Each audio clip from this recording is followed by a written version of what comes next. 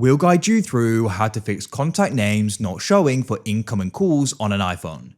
If you find this useful, then consider subscribing and liking the video. It's an irritating problem that contact names are not showing up for incoming calls, because you then don't know who's going and calling you.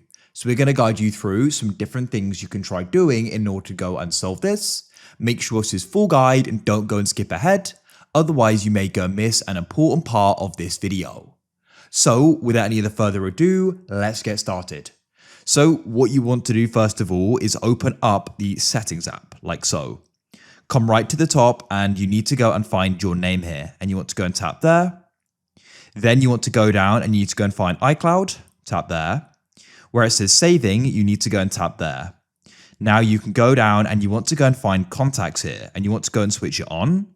Then what you can do is go and sync your iCloud contacts onto your phone, because that may be where your contacts are and you need to go and get them on your phone. So now what we can do is go and press merge here. Those contacts will then go and be synced onto your iPhone, and when somebody calls you who you've added from there, it will then be showing their name. So hopefully that goes and solves the problem. If it still doesn't, next you want to go and scroll down, find apps at the bottom, and scroll down again into C as we're looking for the contacts option, and go and tap there. At the top, you want to go and press contacts accounts. Now you need to make sure you're syncing any contacts from the accounts you have here, because that's maybe where they are. So you can go and add an account if your contacts are in your Outlook, in your Gmail, press that there and add it. I already have, for example, Gmail here, and you can go and see I already have contacts switched on. What you need to do is go and switch them on, and you can press keep on my iPhone, and those contacts from Gmail will then go and be on your phone.